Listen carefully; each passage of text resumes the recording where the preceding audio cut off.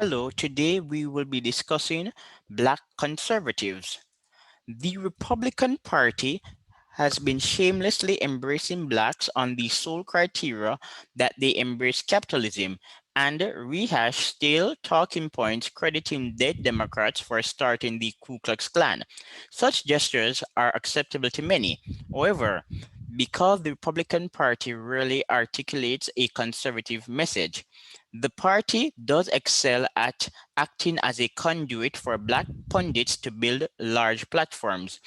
Essentially, blacks without meaningful conservative credentials are using Republicans to cultivate a following without increasing support for Republican politics or conservatism generally.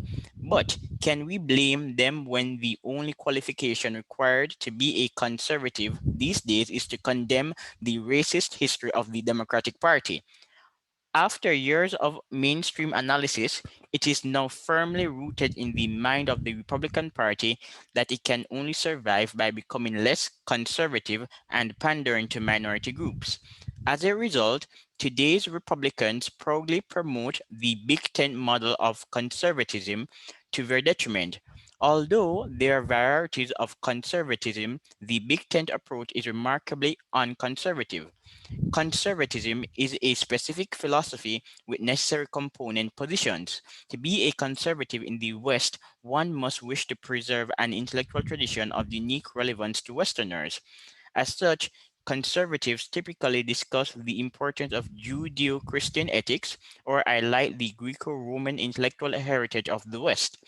Specifically, American conservatives want to preserve the timeless wisdom of the founding fathers and to maintain the integrity of institutions such as Congress and the Supreme Court as stipulated by the Constitution. Yet they also embrace the disruptive nature of innovations wrought by the free market, putting themselves squarely in the tradition of classical liberalism in this regard. While markets are not unique to Western civilization, it was the West that created the legal ingredients necessary for capitalism to flourish. Hence, one can contend that advocating capitalism is consonant with the conservative quest to preserve the uniqueness of the West. This is why communists seeking to destroy capitalism are revolutionaries, while the classical liberal defenders of free markets are obviously conservative.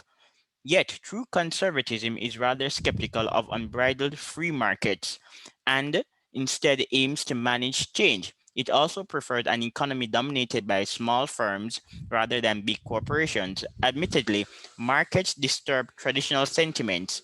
However, Westerners pioneered the institutionalization of free markets. As such, conservatives espousing classical liberalism are celebrating a type of conservatism. These market issues are often what token black Republicans use to assert a utilitarian case for supporting the Republican Party. These black Republican celebrities argue that blacks are primed to vote for Republicans because free markets are a medium to uplift their people. The typical line is that Democrats have failed to ameliorate the conditions of black Americans and as such, blacks should depart the Democratic plantation in favor of the free market agenda of Republicans.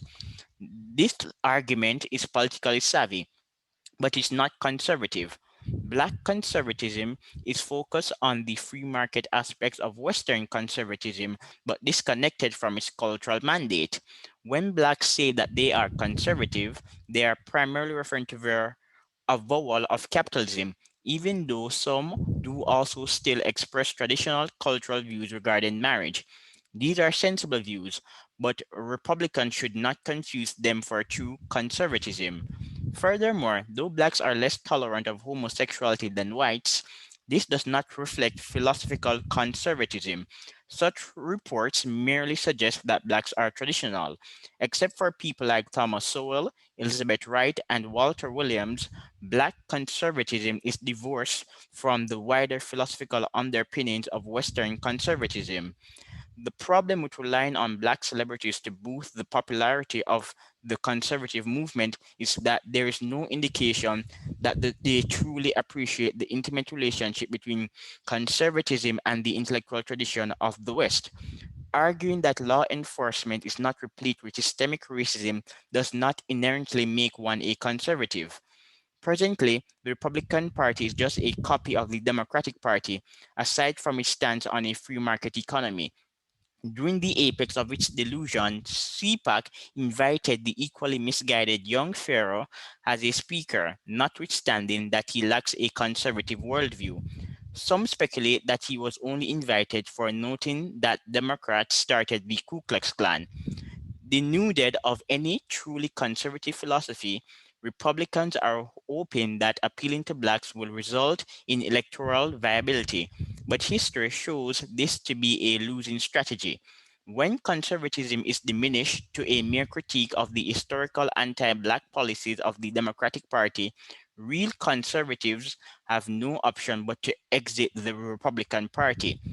The only winners in this sordid affair are the black celebrities who assume that exposing the dangers of Black Lives Matter reflects a conservative worldview.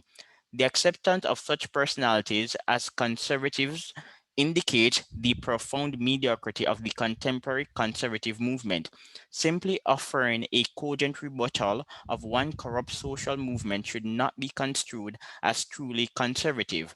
People like Candace Owens may excel at critiquing identity politics, but they add no value to the real conservative movement. Conservatives who believe otherwise have been duped by the Republican Party.